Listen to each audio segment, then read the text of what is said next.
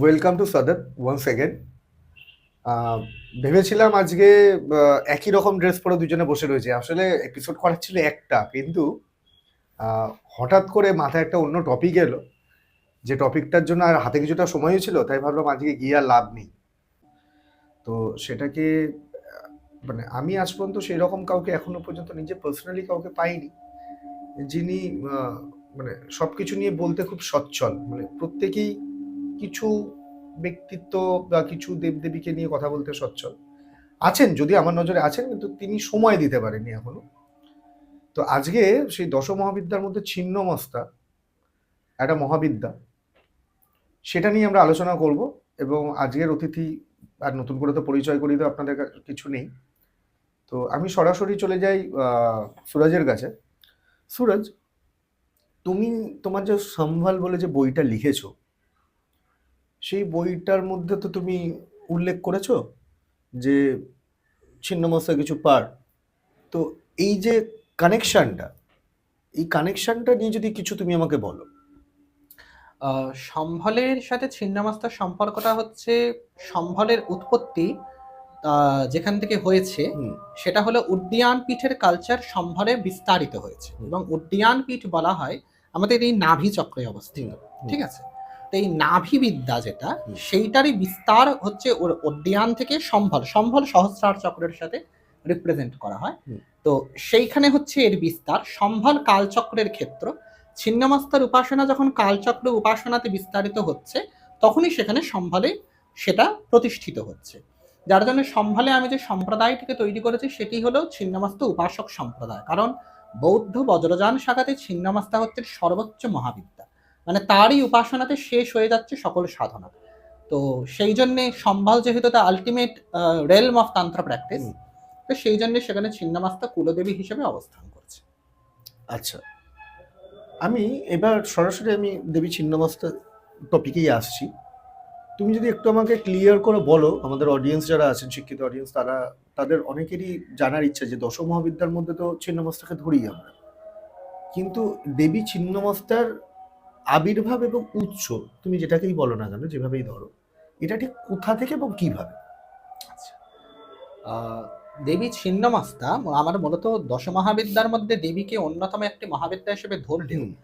দেবীর ব্যাপ্তি বা দেবীর উৎস কিন্তু অনেক প্রাচীন, মানে অন্যান্য মহাবিদ্যাদের থেকেও প্রাচীন। কিভাবে জিনিসটা শুরু হচ্ছে, মূলত বেদই এর উৎস। আমি এখানে একটা খুব বাস্তব, প্রথমত ছিন্নমস্তাকে বুঝতে গেলে আমাদের বিভিন্ন অ্যাবস্ট্রাক্ট কনসেপ্টের মধ্য দিয়ে যেতে হবে, কারণ hmm. Chhinnamasta is not a common goddess. আর পাঁচটা দেবতাদের মধ্যে কি হয়, তারা অসুর নাশ করছেন, তারা রাজরাজেশ্বরী হয়ে বসে আছেন, বিভিন্ন রকম লীলা মূর্তি আছে, কিন্তু ছিন্নমস্তার মূর্তিতে আমরা একটা পুরো অন্য রকম কনসেপ্ট দেখি, যেখানে উনি অসুর বধ করছেন না, নিজেকে নিজে হনন করছেন, হুম। নিজের মস্তক নিজে কর্তন করেছেন। তিনি কারো পূজা গ্রহণ করছেন না, হুম। নিজের রক্ত নিজে পান করছেন। এটা সম্পূর্ণ যে কনসেপচুয়াল একটা ফর্ম, হুম। এটা আমরা বুঝতে পারছি। এই ফর্মটার উৎপত্তি কিভাবে, মূলত বৈদিক যুগ যেহেতু যজ্ঞ প্রধান যুগ ছিল, প্রচুর পরিমাণে যজ্ঞ হতো, যজ্ঞই বৈদিক যুগের আত্মা।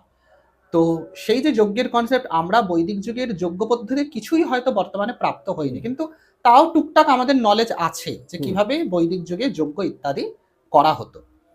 তো সেই যে যজ্ঞ পদ্ধতি, সেখানে আমরা আজও বর্তমানে লক্ষ্য করতে পাই যে যখন কোনো যাজক হোম করছেন, হোমের ঘৃতাহুতি একের পর এক সেখানে পতিত হচ্ছে, সেখানে আহুতি দেওয়া হচ্ছে, তো সেই আগুন যজ্ঞের শিখা সমস্ত কাঠ ঘি জ্বালিয়ে অনেক উঁচু পর্যন্ত উঠছে।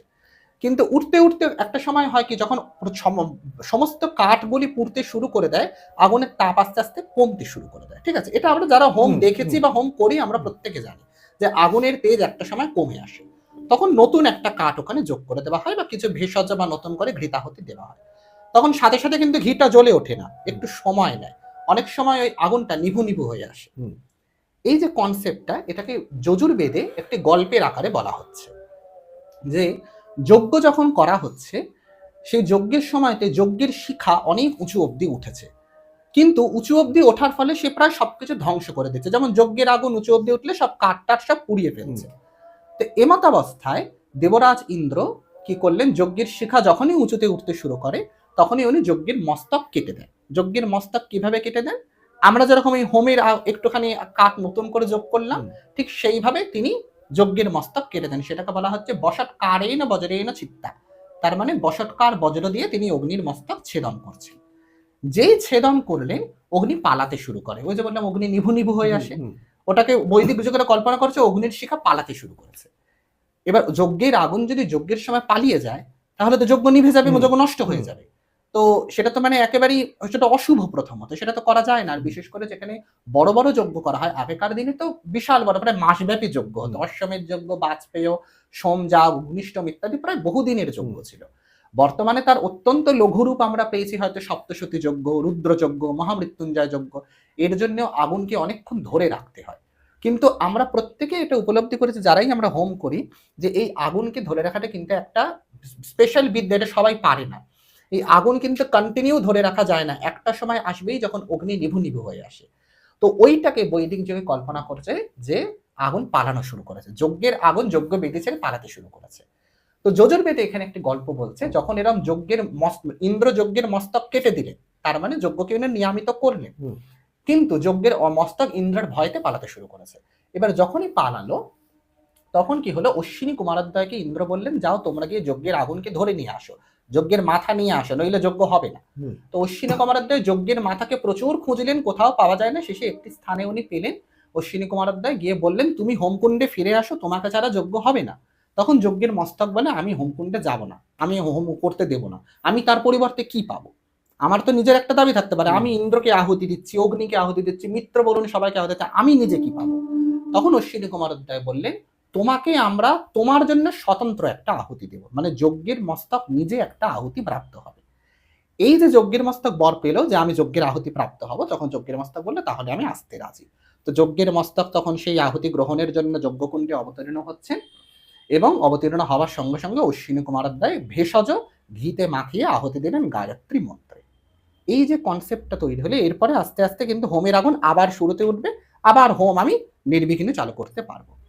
এই যে হোমের আগুন নিভু নিভু হওয়া, তারপরে হোমে আবার আহুতি দেওয়া, হোমের এই যে শিখা যেটাকে মস্তক বলা হলো, এইখান থেকে কিন্তু ছিন্নমস্তার উৎপত্তি আসছে। ছিন্নমস্তার পুরো আইকনোগ্রাফিটাই যজ্ঞের মূর্তি, বৈদিক যজ্ঞের যা মূর্তি সেটাই এখানে মূর্তি। কিরকম, আমরা ছিন্নমস্তার লীলা কাহিনীতে যদি আমরা দেখি, সেখানে বলা হচ্ছে প্রান্তসিনী শক্তি সঙ্গম রুদ্রজামল সবেতেই কাহিনীটি আসছে যে অসুরদের সাথে দেবীর অনেক যুদ্ধ হয়েছে, যুদ্ধ শেষ, অসুরেরা বধ হয়ে গিয়েছে, দেবতারা জিতে গিয়েছে।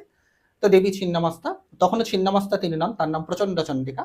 তিনি পুষ্পভদ্রা নদীতে স্নান সেরে তিনি অভিসারে যাচ্ছেন, নিজের স্বামী ক্রোধ ভৈরবের কাছে যাচ্ছেন, অভিসার করবেন। তখন হঠাৎ করে কি হলো, উনারই দেহ থেকে দুজন বেরিয়ে এলো, ডাকিনী এবং বরুণী। তারা বলল তুমি যেতে পারো না, তুমি আমাদের এখনো ক্ষুধা তৃপ্তি হয়নি। এটা খুব উল্লেখযোগ্য, কারণ এই দুই সখী কিন্তু এতক্ষণ ছিল না, এরা দেবীরই অঙ্গ, দেবীর থেকেই বেরিয়ে এলো। তারা বলল আমাদের ক্ষুধা নিবৃত্তি না করে তুমি যেতে পারো না, আমরা এখনো ক্ষুধার্ত তৃষ্ণার্ত। তো দেবী বললেন যাও তোমরা বিশ্ব ব্রহ্মাণ্ড গ্রাস করো। তখন বললেন না, তাতেও আমাদের ক্ষুধা তৃপ্তি হবে না। তখন তুমি যেহেতু আমাদের মা, তোমার কর্তব্য আমাদেরকে ভোজন দেওয়া, আমাদের পান করানো, অতএব এই মুহূর্তে তুমি আমাদের ক্ষুধা নিবৃত্তি করো। তখন দেবী কিছুক্ষণ ভাবলেন, দেবী নিজের ছিন্ন মস্তক ছিন্ন করলেন, নিজের রক্ত দুইজনকে পান করালেন, নিজেও সেই রক্ত পান করলেন। গল্পটা কিন্তু খুব লজিক্যালি ভাবলে একেবারেই লজিক্যাল নয়, খুব হাস্যকর যে সন্তানকে খাওয়ানোর জন্য নিজের মাথা কাটার কি আছে, এবং মাথা কেটে তাদেরকে খাওয়াচ্ছ, ঠিক আছে, তুমি নিজে খেতে যাচ্ছ কেন? আসলে এটা একটা সিম্বলিক গল্প, এটাকে আমরা ওই যজ্ঞের আগুনের সাথে বুঝবো। কিভাবে বুঝবো? এই যে যুদ্ধ শেষ, যজ্ঞ প্রায় কমপ্লিট হয়ে এসছে, দেবী এইবারে পুষ্পপত্র নিতে স্নান সেরে উনি অভিসারে যাচ্ছেন। বৈদিক যুগে কি ছিল, যজ্ঞের আগুন পালাচ্ছে, সেটা এখানে দেওয়া হয়েছে যজ্ঞের আগুন অভিসারে যাচ্ছে, মানে শান্ত হয়ে গেছে। যজ্ঞ মানে যজ্ঞের আগুন আর কিন্তু সেই তেজ ধরে নেই, সে এবারে শান্ত হতে চাইছে। কিন্তু ডাকিনী বরুণী বলছে আমাদের শান্ত, তুমি আমাদেরকে তুমি শান্ত করো, মানে এখনো যজ্ঞ শেষ হয়নি, ইউ হ্যাভ টু স্যাটিসফাই আস। তো এই দুজনের কামনা পূরণ করার জন্য দেবী নিজের মস্তক নিজে ছেদ করলেন, যেটা বেদে ছিল ইন্দ্র ছেদ করেছে, ইন্দ্র যজ্ঞের আগুন ছেদ করেছে। বেদের যুগে কি হলো, সেটা দেবী নিজেকে নিজে ছেদ করেছেন। কেন? কারণ আমাদের এই যে দেহ, এটা তো ইন্দ্রিয় দিয়ে তৈরি, ইন্দ্রিয় কাটা মানে ইন্দ্র কাটা, তন্ত্রে এটাকে রূপক দেওয়া হলো যে ইন্দ্র কাটছেন মানে দেবী নিজেকে নিজে কাটছেন। এটা সেই রক্ত ডাকিনী বরণিনীকে দিচ্ছে। এবার আমরা যজ্ঞের গল্পে কি পেয়েছিলাম, যে অশ্বিনী কুমারোদয় বলল যে হে যজ্ঞাগ্নি, তোমাকে আমরা একটা পৃথক আহুতি দেব। এই যে অশ্বিনী কুমারোদয় বরটা দিল, তন্ত্রে এটা রূপক হয়ে গেল, দেবী নিজের রক্ত নিজে পান করলে, নিজেকে নিজে আহুতিটা দিলে।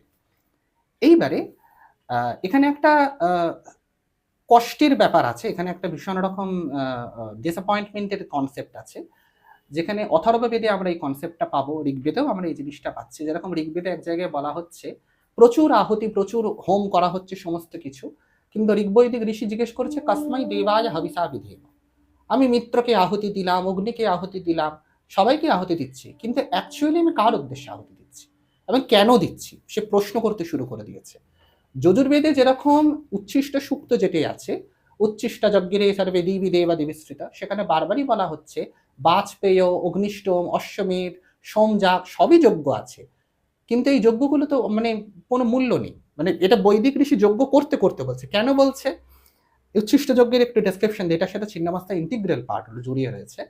কিরকম করে রয়েছে না, বিভিন্ন যখন যজ্ঞ কন্টিনিউ হতে থাকছে, যে ঘিয়ের বাটি থাকে সেটা খালি হতে থাকছে, এবং বৈদিক যজ্ঞে তো শুধুমাত্র ঘি আহুতি হতো না, সেখানে অন্ন, বস্ত্র, তারপরে কি যেন সমিধ, ভেষজ, তারপরে গিয়ে মদ্য, মাংস, সমস্ত কিছু আহুতি হতো।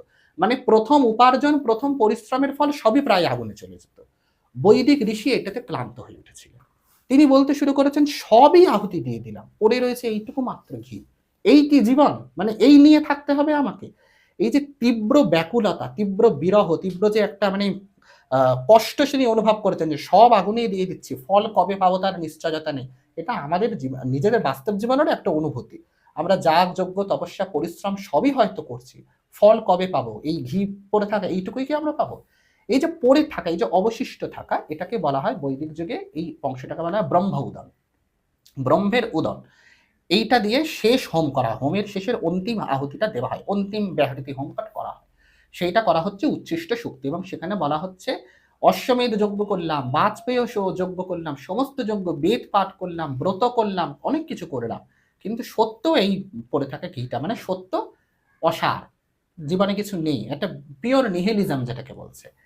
এই কনসেপ্টটা ছিন্নমস্তার তত্ত্বে আমরা পাচ্ছি, যে এই যে ডাকিনী বর্ণিনী অসুর বধ হয়ে গিয়েছে, অসুর নাশ হয়ে গিয়েছে, এত কিছু করে দেবতারা জয়লাভ করে নিয়েছে, তাও ডাকিনী বর্ণিনী ক্ষুধা তৃষ্ণা মেটেনি, আমাদের মনোবাসনা পূর্ণ হয়নি। ডাকিনী বর্ণিনী কিন্তু কি বললাম, ছিন্নমস্তার থেকেই দুটো স্প্র্যাং করেছে, দুজনে কিন্তু ছিন্নমস্তা থেকে বেরিয়েছে, এরা আলাদা দুজন না, এরা ছিন্নমস্তারই ক্ষুধা তৃষ্ণা।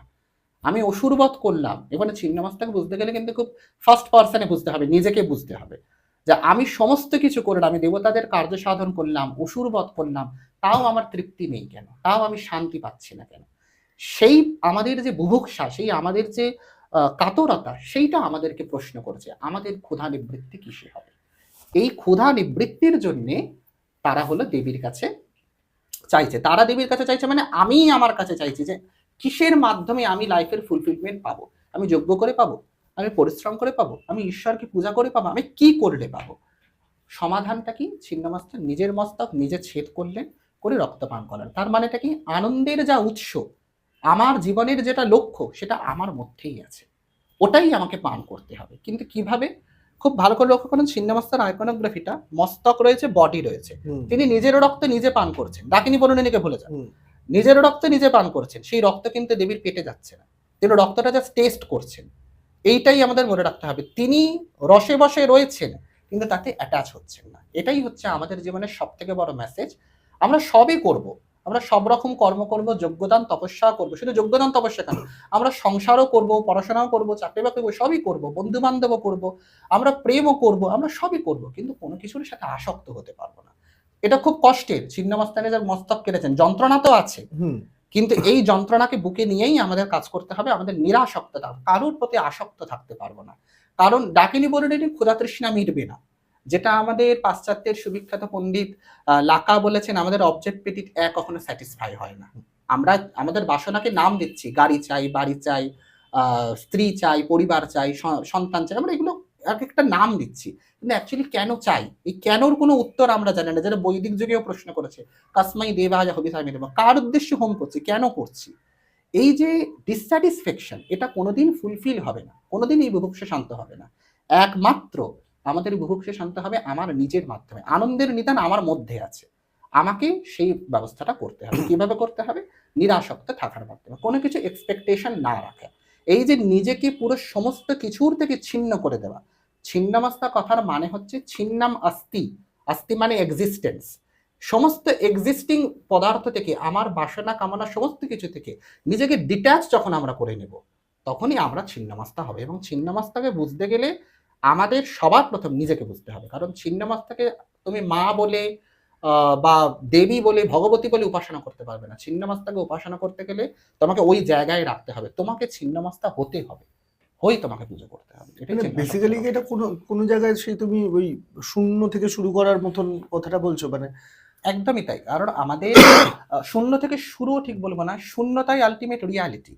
মানে কোনো কিছুরই অ্যাকচুয়াল কোনো, মানে ছিন্নমস্তার যেটা রহস্য যেটা, সেটা আসলে কি, কোনো কিছুরই অ্যাকচুয়াল কোনো মিনিং নেই।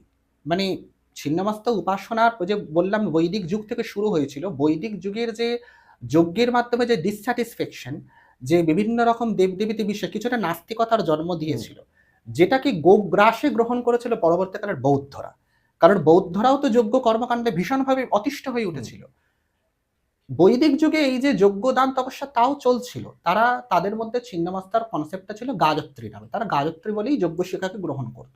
কখনো গায়ত্রী বলা হয়েছে, কখনো ইন্দ্রাণী বলা হয়েছে। যেমন দেবী ইন্দ্রাণী এক জায়গায় বলছেন অহং মূর্ধার অহং কেতু, ইন্দ্রকে বলছেন আমি যজ্ঞের মূর্ধা, আমি যজ্ঞের কেতু মানে পতাকা, মানে যজ্ঞের যে শিখা।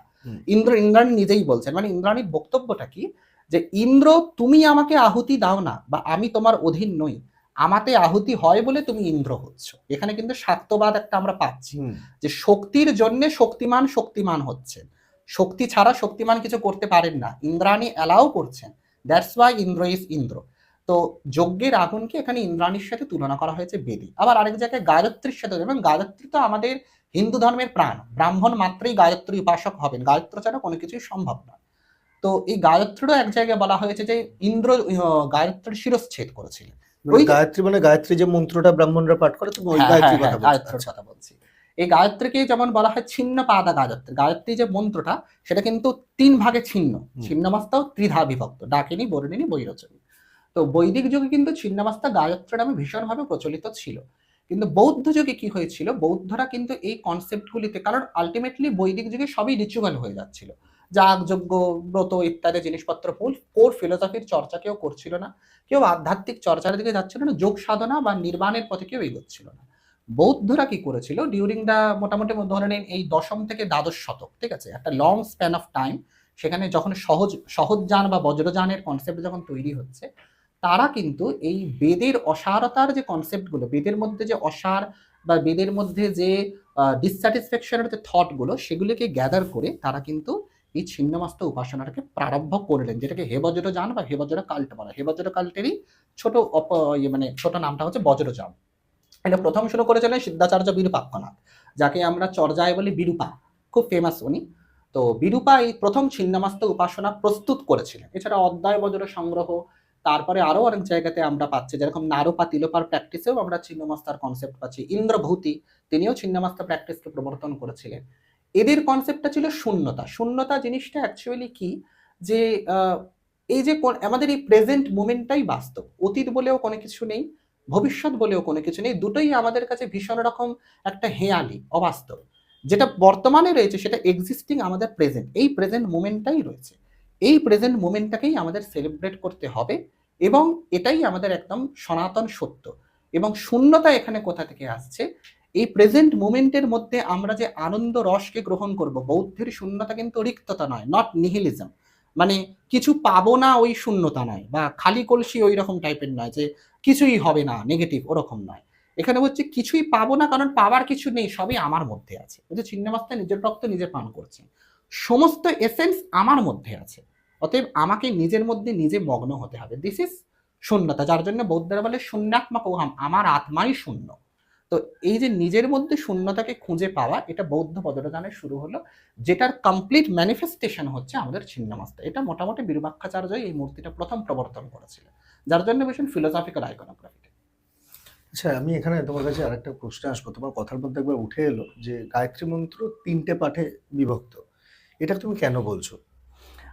প্রথমটা ব্যাহৃতি হয়, ঠিক আছে, মন্ত্র আমি সবিস্তারে হয়তো ব্যাখ্যা করবো না। প্রথমটা ব্যাহৃতি হয়, তারপরে প্রচোদয়াতের আগে, ধেয় যৌনা প্রচোদয়াতের আগে পর্যন্ত একটা পাঠ হয়, এটাকে ত্রিপদা গায়ত্রী বলে। ৩টে ভাগে ভাগ করা, ২৪টা অক্ষর, ৩ ভাগে ৩ ভাগে। এটা ছন্দশাস্ত্র আমরা যদি ভালো করে জানি তাহলে আমরা বুঝতে পারবো। গায়ত্রী সবসময় ত্রিপদা হবে, ঠিক আছে? তো এই ত্রিপদা গায়ত্রীতে কি হয় না, 24টা অক্ষর সুবিন্যস্ত থাকে। এই 24টা অক্ষরের মধ্যে গায়ত্রী বিভাজিত রয়েছে বলে একে ত্রিপদা বলা হচ্ছে। এবং গায়ত্রীকে 3 খণ্ড করে হোম করার বিস্তারিত বিবরণ বেদে আমরা বহুবার পাচ্ছি, যে 3 খণ্ড করে করে করা হয়। এবং সেটা কিন্তু ছিন্নমস্তা উপাসনার একটা ইন্টিগ্রাল পার্ট। কেন পার্ট? কারণ ছিন্নমস্তার আইকনোগ্রাফিতে আমরা এই 3টে তত্ত্ব দেখতে পাচ্ছি, ডাকিনী, বরুণিনী এবং বৈরোচনী। এবং এই তিনজনই কিন্তু আলাদা আলাদা নয়। অনেকের ধারণা আছে ডাকিনী বরুণিনী পার্ষদ বা সখী বা সন্তান, তা কিন্তু নয়। ওরাও কিন্তু দেবী। ওদেরকে ছাড়া ছিন্নমস্তা ইজ নট ছিন্নমস্তা। ছিন্নমস্তা কখনো একা থাকেন না, তিনজনে মিলে একটা রূপ। গায়ত্রীও যেরকম 3টে পদ মিলে একটা রূপ। এই জন্য গায়ত্রীর সাথে ছিন্নমস্তা একেবারেই জড়িত। ওকে, বুঝলাম। আমি এখান থেকে তোমার কাছে আরেকটা প্রশ্নে আসবো, সেটা হচ্ছে ছিন্নমস্তা দেবী, আমি বিভিন্ন পডকাস্ট বলো বা বিভিন্ন জায়গা থেকে যারা এগুলো আলোচনা করে বা সঙ্গত করে বলতে পারো, সব জায়গাতেই দেখেছি বহুল প্রচলিত কথাটা যে দেবী খুব উগ্র। কিন্তু তুমি যেভাবে ছিন্নমস্তাকে ডিসক্রাইব করলে, তাতে উগ্রর থেকে আমার মনে হলো যেটা অনেক কিছু শেখার আছে এখান থেকে। তো আমি এখান থেকে স্পেসিফিক দুটো প্রশ্ন তোমার কাছে আসবো। প্রথম কথা হচ্ছে, ছিন্নমস্তার যারা সাধনা করেন তারা কেন করেন, কি ফল আশা করার জন্য? এবং 2 নাম্বার যেটা আমার কাছে খুব মনে হচ্ছে, এই প্রশ্নটা যে না করলেই নয়, দেবী ছিন্নমস্তাকে যারা বলেন খুব উগ্র, যদি তাই হয়ে থাকে, তাহলে সাধারণ মানুষ কি ছিন্নমস্তার পুজো তাদের নিজের বাড়িতে করতে পারেন? এটা কি করা পসিবল? কারণ উগ্র তো দেবদেবী বাড়িতে পুজো সাধারণত করা নেই, নিয়ম বহির্ভূত। যদি উগ্র না হয়, তুমি যেভাবে ডিসক্রাইব করলে, তাতে তো মনে হয় সাধারণ মানুষ করতেই পারেন। তো আদৌ কি করতে পারেন কি করতে পারেন না, এইটা একটা বড় পার্ট আমার কাছে জানার। তুমি যদি একটু ক্লিয়ার করে বলো। ছিন্নমস্তা দেবীর প্রথমত আমাদের বুঝতে হবে, আমাদের ভারতবর্ষে যতজন সাধনা করেছেন, যত মানুষ সাধন জগতে এসেছেন, এবং আমি শুধু ভারতবর্ষে অব্দি লিমিটেড রাখবো না, আমি বলবো পৃথিবীতে যদি কেউ অধ্যাত্ম সাধনার পথে এগোতে যায়, দেয়ার ইজ আ মোমেন্ট যখন আপনাকে ছিন্নমস্তা হতে হবে। মানে ছিন্নমস্তা একটা পর্যায়ে আপনার জীবনে আসবে, কারণ ওই পর্যায়টা না এলে আপনি কখনো, আর ওটাই আলটিমেট রিয়ালিটি, ওই পর্যায়টা না এলে আপনি সাধন জগতে কখনো এগোতে পারবেন, কারণ ওটাই চরমতম লক্ষ্য। ওয়ান ওয়ে অন আনাদার, প্রত্যক্ষ বা পরোক্ষভাবে আপনাকে ছিন্নমস্তা হতেই হবে। সেই সাধকরা শ্রী রামকৃষ্ণ পরমহংসদেব হন, কমলাকান্ত হন, বাবা দুলার আমাদের বিপত্তারণে চণ্ডীবাড়ি যিনি প্রতিষ্ঠা করেছিলেন তিনি, অথবা শ্রী রাম ঠাকুর হন, অথবা যে আচার্যই হন না কেন, তারা প্রত্যক্ষে হয়তো সবাই মূর্তি তুলে হয়তো পূজা করেননি, হয়তো তারা নিজের মধ্যে রিয়েলাইজ করেছেন। রামান মাহর্ষি হন, গণপতি মুনি হন, প্রত্যেকেই কিন্তু ছিন্নমস্তাকে বিভিন্নভাবে অনুভব করেছে, এবং ছিন্নমস্তাকে অনুভব করতে হবে। ছিন্নমস্তাকে দর্শন একটা সময় করতে হবে। কিছু করবো তুমি করো। তো ছিন্নমস্তাকে কিন্তু একটা সময় আমাদেরকে সাধন জগতে কিন্তু রিয়েলাইজ করতে হবেই হবে। তো ওয়ান ওয়ে অন আনাদার ছিন্নমস্তাকে আমরা পাচ্ছি। এবারে ছিন্নমস্তা উগ্র কিনা, উগ্র যদি ধরা হয় যে দেবী ক্ষতি করবেন, প্রথমত ছিন্নমস্তার আইকনোগ্রাফি যদি আমরা দেখি, তিনি নিজের রক্ত নিজে পান করছেন, তিনি কিন্তু ঘাড় ঘুরিয়ে ভক্তের দিকে দেখেনও না, নিজের রক্ত নিজেই তো পান। আমরা যদি মূর্তিটা ভালো করে চিন্তা করি, তিনি নিজেতে নিজে মগ্ন, তার তিনি পরোয়াই করছেন না তাকে কে পুজো করলো না করলো। তো সেইখানে দাঁড়িয়ে দেবী ছিন্নমস্তা কারো উপকারী বা কি করবেন বা অপকারী বা কি করবেন, এটা আমার প্রথম প্রশ্ন। কারণ ছিন্নমস্তা নিজেই আত্মা। তোমাকে যদি ছিন্নমস্তার উপাসনা করতে হয়, তোমাকে ছিন্নমস্তার স্টেটে পৌঁছে তোমাকে উপাসনা করতে হবে। তুমি ছিন্নমস্তাকে যদি ভাবো যে না দেবী আমাকে কিছু দেবেন বা দেবী আমার কোনো ক্ষতি করে দেবেন আমি যদি পূজায় ভুল করি, তিনি সাধকের দিকে ঘুরেও দেখেন না, তিনি নিজে মগ্ন রয়েছেন। এই যে আত্মানুভূতির যে কনসেপ্টটা, এটা দেবীর থেকে অর্জন করতে হবে, দেবীর থেকে শিখতে হবে আমাদেরকে। দেবী উগ্রা নন, দেবী মানে কোনো ক্ষতি করবেন বা কারণ, এবং অনেকে যেমন ধারণা আছে ছিন্নমস্তা পুজোতে রক্ত বলি লাগবে, ছিন্নমস্তা পুজোতে অনেক কঠিন আচার লাগবে, মন্ত্র লাগবে। বৌদ্ধ বজ্রযানে যেটা করা হয়, দেবীকে বাহ্য উপচারাতে রাখাই হয় না, বাহ্য উপচারণা সম্পূর্ণ যোগমার্গে তারা সাধনা করা হবে। এটা অবশ্য আমাদের গণপতি মুনিও তিনি একই কথা বলে গেছেন যে যোগমার্গে সাধনা করতে হবে। সমাধির স্তর হলো ছিন্নমস্তা, ওই স্তরে গিয়ে ছিন্নমস্তার উপাসনা। এবং শক্তি সঙ্গম তন্ত্রেও আমরা এই কথাটা পাচ্ছি যে দেবীর আচার হলো দিব্য চিনাচার। দিব্য চিনাচার কি জিনিস? ওই মদের গ্লাস বসিয়ে বা মাংস টাংস দিয়ে আচার অনুষ্ঠান নয়, মানসিক পূজা। কিরকম মানসিক পূজা? আমি আহার করছি, মনে করছি ছিন্নমস্তা আহার করছে। আমি যদি শুতে যাচ্ছি, আমি মনে করছি ছিন্নমস্তা শুতে যাচ্ছে, মানে নিজেকেই ছিন্নমস্তা ভাবনা করা। শুধু তাই নয়, সাধক যখন নিজের চরমতম সুখের পর্যায়ে থাকবেন তখন তিনি মনে করবেন তিনি রতি কামদেবের উপর বিহার করছেন। ছিন্নমস্তার বাহন তো রতি কামদেব, রতি কামদেবের উপর তিনি রয়েছেন, মানে একটা আনন্দময় পরিস্থিতিতে তিনি রয়েছেন। আর যখন সাধকের মধ্যে চরম দুঃখ আসবে তখন তিনি মনে করবেন যে ছিন্নমস্তার মতো আমি আমাকে আহুতি দিচ্ছি। এই যে কনসেপ্টগুলো ছিন্নমস্তাকে নিজের জীবনে প্রতিফলিত করে উপাসনা করা, এটা ভীষণভাবে গুরুত্বপূর্ণ।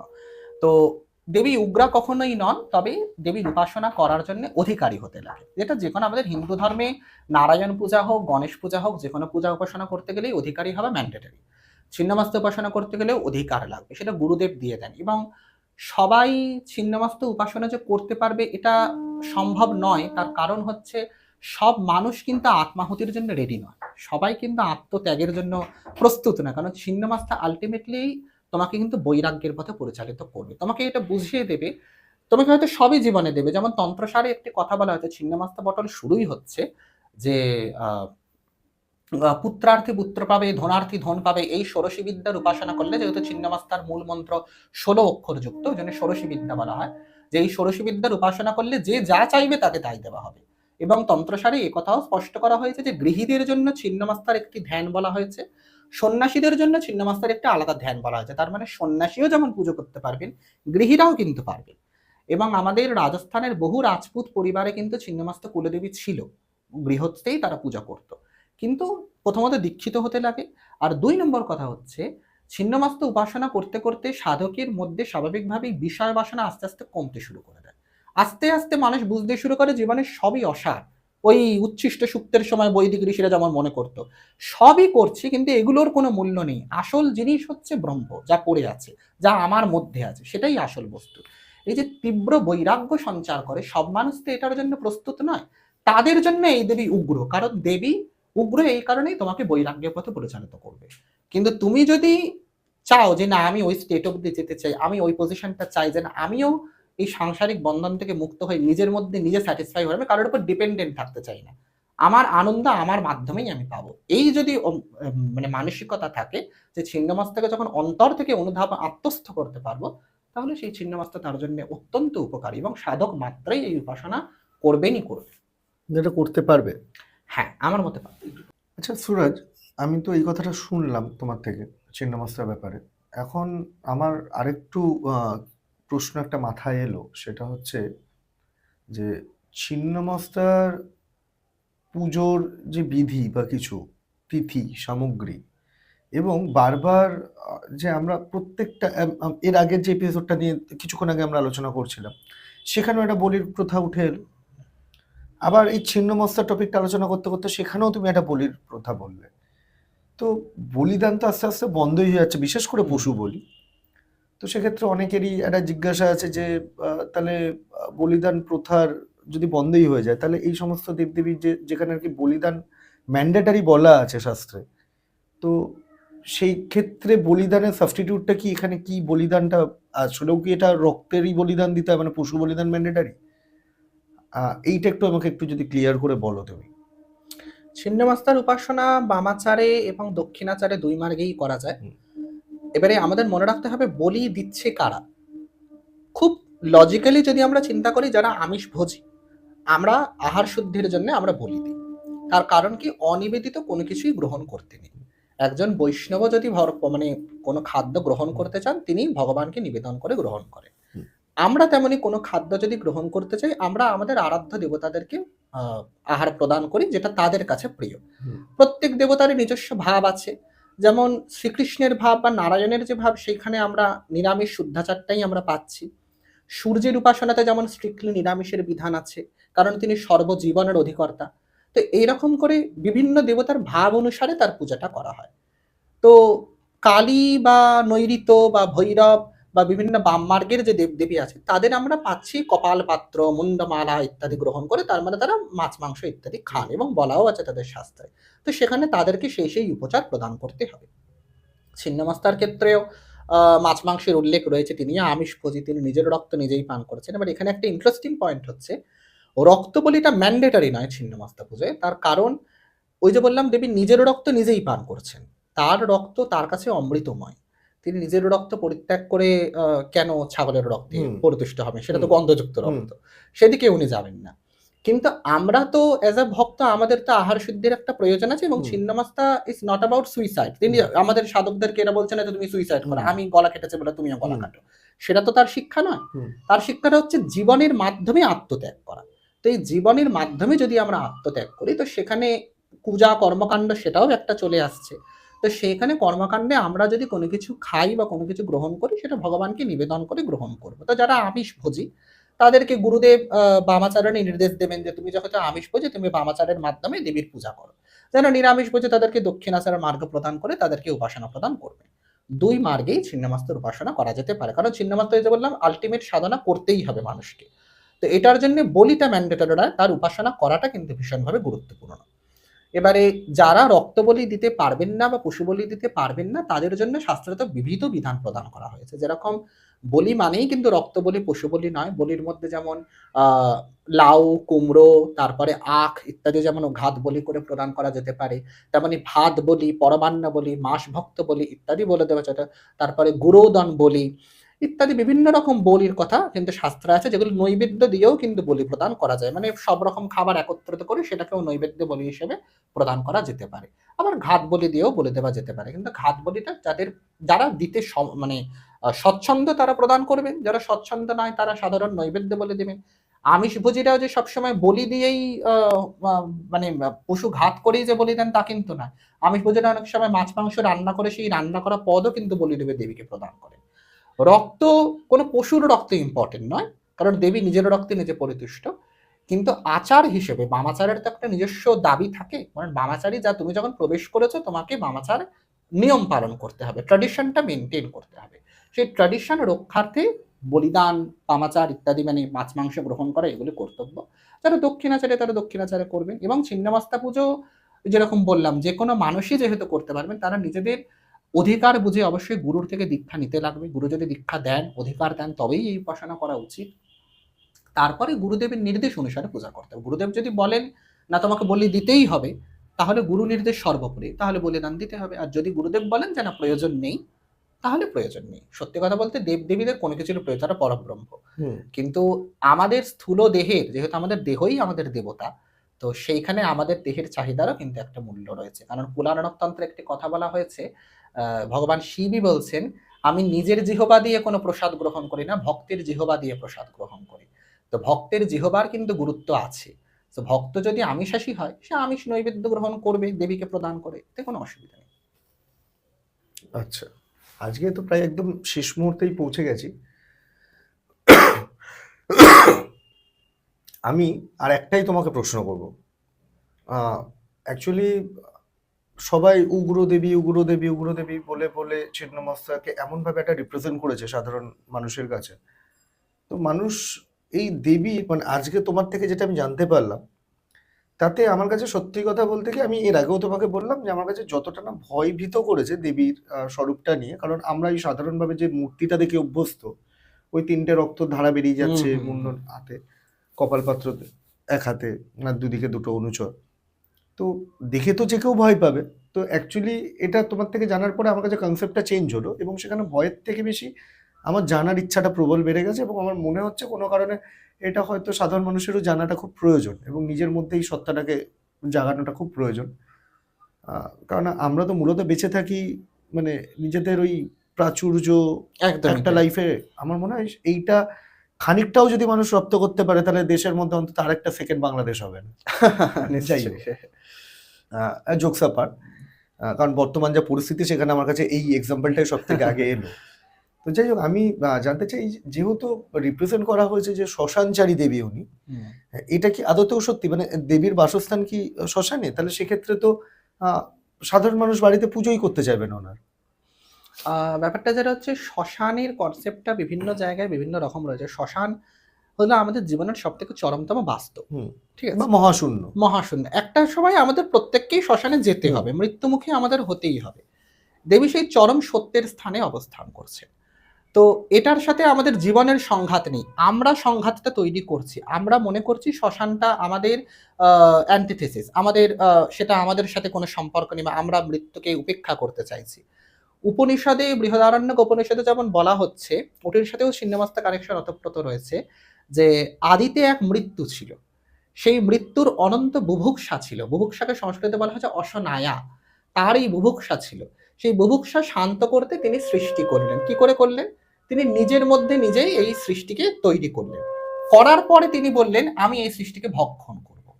তো যিনি পরব্রহ্ম, যিনি মৃত্যু, তিনি সৃষ্টিই করেছেন ভক্ষণ করবে, আমাদেরকে ভক্ষণ করবেন বলে। এটা বেদান্তের কথা। এই জন্যই আমরা মারা যাই, কারণ তিনি সৃষ্টি করেছেন যাতে তিনি আমাদেরকে আহার করতে পারেন। এইভাবে বেদান্ত দেখছে। তো ছিন্নমস্তার তত্ত্বও কিন্তু একই। তিনি কিন্তু তার মধ্যেই আমরা রয়েছি। তার রক্তধারার মাধ্যমে কিন্তু এই প্রপঞ্চকেই তিনি গ্রাস করছেন, আবার প্রপঞ্চ উৎপন্ন হচ্ছে। তো এই মৃত্যু থেকে এসকেপ করার কোনো জায়গা নেই। তো শ্মশানচারী দেবতাকে ঘরে আহ্বান করার সব থেকে বড় কথা, ভগবান শিব নিজেই শ্মশানচারী। ভগবান শিবই সব থেকে বড় শ্মশানচারী দেবতা। এ নিয়ে অনেক পালাগান, কীর্তন ইত্যাদিও রয়েছে, যেখানে আমরা দেখি যে শ্মশানবাসী শিবের সাথে উমার বিয়ে হয়েছে, গায়ে ভস্য টস্য মেখে রয়েছে। শ্রীমদ ভাগবতেও আমরা পাচ্ছি দক্ষ ব্যাপকভাবে শিবের নিন্দা করেছিলেন। কেন? কারণ উনি শ্মশানে বাস করে। যে আমি আমার মেয়েকে একটা ডোমের সাথে বিয়ে দিলাম, লিটারালি এই কথাটা বলা যায় যে চণ্ডালের সাথে বিবাহ দিয়েছি আমি। তো তাহলে তো শিব পূজা ঘরে ঘরে বন্ধ হয়ে যাবে, কিন্তু তা তো নয়।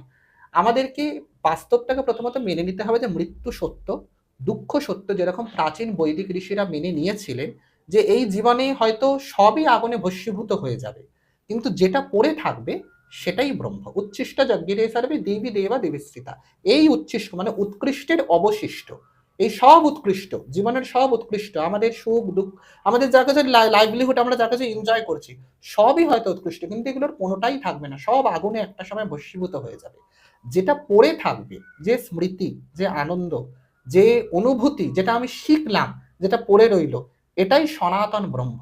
এটার মধ্যে দিয়েই আমাকে আনন্দ উপভোগ করতে হবে। এই চরম সত্য যদি আমরা ছিন্নমস্তার থেকে, আমাদের বেদ বেদান্ত থেকে যদি আমরা অধিগত করতে পারি, তাহলে শ্মশানে ভয় কিসের? সেখানে তো যেতেই হবে, আমরা চাই অথবা না চাই। খুব সুন্দর উত্তরটা দিয়েছো। মানে আশা করব আমাদের অডিয়েন্স বুঝতে পারবে এটাকে।